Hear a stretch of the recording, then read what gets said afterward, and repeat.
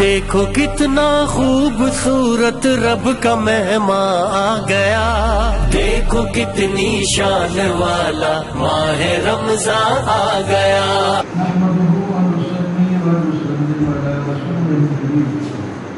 بسم اللہ الرحمن الرحیم۔ لیس البر ان تولوا وجوہکم، مومن اور متقین کی اللہ تعالیٰ نے صفات یہاں بیان فرمائی ہے۔ فرمایا نیکی یہ ہے کہ آدمی اللہ پر ایمان رکھے اور نماز پڑھے اور صدقہ خیرات کرے، یہ نیکیاں ہوتی ہیں۔ کوئی 8-10 چیزیں یہاں اللہ تعالیٰ نے گنوائی ہے۔ اس کے بعد فرمایا اولئک هم المفلحون، یہ لوگ ہیں متقی اور پرہیزگار۔ اور اس کے ساتھ اللہ حکم دیا ہے قصاص کا، کوئی کسی کو ناجائز طور پر قتل کر دے تو اس سے قصاص دے۔ اس کے بعد یہ ہے کہ وصیت کر کے مرو، جو کچھ کسی سے لینا دینا ہے وہ دینا، اگر نہیں دے سکے تو لکھ کے جاؤ، تاکہ میراث کا جو ہے وصیت وہ تو منسوخ ہو گئی، باقی رہ گئی۔ باقی چیزیں جو ہے دینا دینا انسان کے ہوتے ہیں اور وہ لکھ کے رکھا گیا۔ اور اس کے بعد آگے روزے کا حکم ہے، جس کا آج کل شروع ہے۔ چند ایک دن روزے کے ہوتے ہیں، فرمایا ان کے اندر روزہ رکھو تو تقویٰ اس کے اندر آ جائے گا۔ اس کے بعد حج کا ذکر ہے۔ حج بیت اللہ کے پاس جا کر اللہ تعالیٰ سے دعا مانگو، اللہ تبارک و تعالیٰ مشکلات کو حل فرماتے ہیں۔ آگے جہاد کا ذکر ہے کہ جہاد کرو کفار کے ساتھ یہاں تک کہ فتنہ ہی ختم ہو جائے۔ اس کے بعد آزمائش کا ذکر ہے کہ ہم رسول تو جنت و جنت، تمہارے اوپر آزمائش ہوگی، یہ نہیں یہ بات کہہ دیا آپ جنت میں سیدھے چلے جاؤ، آزمائش کی پریشانیاں میں آئیں گی تو ان کو برداشت کرنا پڑے گا۔ آگے دوسرے کچھ مسائل ہیں، اشہر حرام کے اندر قتال کرنے کے بارے میں، ادھر محترم مہینوں کا لحاظ رکھتے ہوئے جہاد نہ کیا جائے، ادھر مشرکین مہینوں میں جب جہاد کرتے ہیں تو پھر ان کے ساتھ جہاد کرنے کی اجازت نہیں۔ اسی طرح خرچ کرنے میں بھی دو مسئلے ہیں، ایک جیب سے زیادہ ہے، دوسرا اس کا ثواب زیادہ ملتا ہے، دونوں کا خیال رکھیں۔ مشرک مردوں اور عورتوں کے ساتھ رشتے نہ کیا جائے، اپنی حلال بیوی کو حیض کے دنوں کے اندر استعمال نہ کیا جائے۔ اگر طلاق ہو جائے تو طلاق اگر 1 یا 2 شرعی دی ہیں تو اس سے رجوع کیا جا سکتا ہے، 3 طلاق ہو گئی تو پھر رجوع نہیں ہو سکتا۔ جو رجوع کرنے والے ہیں وہ صرف گھر بسانے کے لیے کر سکتے ہیں، تنگ کرنے کے لیے نہیں کر سکتے۔ جو آدمی مر جائے ان کی بیویاں پیچھے ہوں تو ان کی بیویاں سود منائیں 4 مہینے اور 10 دن، اور جو عورتوں کو طلاق ہو گئی ہے ان کا کوئی مہر رہتا ہے تو وہ بھی ادا کریں۔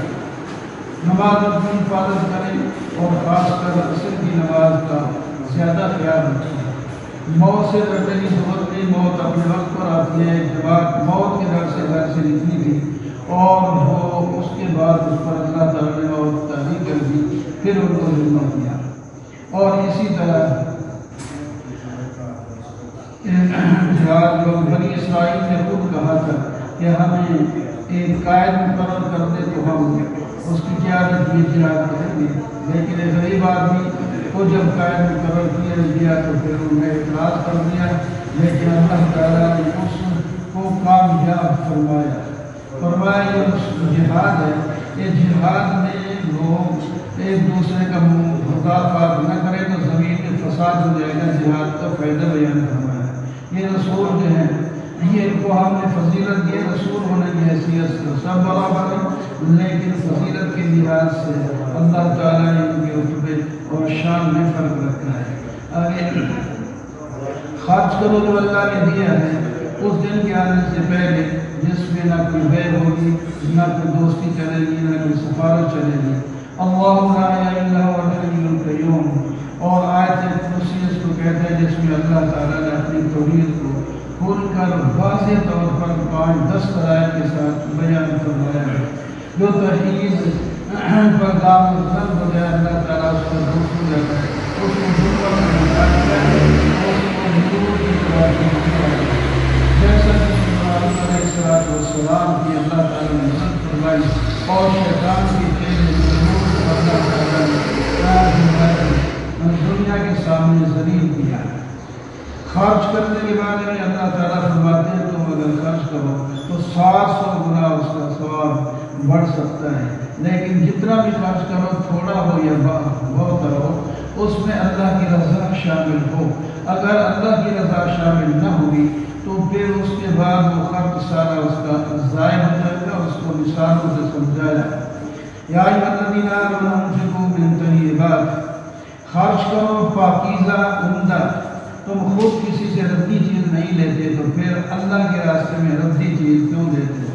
موقع ہے اگر ظاہر خرچ کرنے کا تاکہ دوسروں کو ترغیب ہو جائے تو وہ بھی ٹھیک ہے، چھپ کر خرچ کرو تو وہ بھی ٹھیک ہے، نیت صحیح ہونی چاہیے۔ اللہ نے جو لوگ دن کو یا رات کو خرچ کرتے ہیں لیکن اللہ کی رضا کے لیے چھپا کر یا ظاہر، ان کو کوئی خوف اور غم نہیں ہوگا اور جنت میں جائیں گے۔ جو لوگ سود کھاتے ہیں وہ قیامت کے دن ایسے اٹھیں گے جس طرح کہ شیطان نے کسی کو، جن نے کسی کو باولا کر کے اٹھا دیا، اور وہ تو کہتے ہیں کہ یہ اپنا بے اور جو ہے سود برابر کی چیزیں، لیکن اللہ تعالیٰ نے سود کو حرام قرار دیا ہے اور صدقات اور بے کو اللہ تعالیٰ نے فضیلت کی چیز قرار دیا ہے۔ جب تم آپس میں کوئی معاملہ کرو تو لکھ لیا کرو، اور اگر لکھنے والے نہ ہوں تو گواہ بنا دیا کریں۔ اگر ایسی جگہ پر ہے جہاں گواہ بھی نہیں ہے تو پھر ایک دوسرے پر کوئی رحم رکھ دیا کریں۔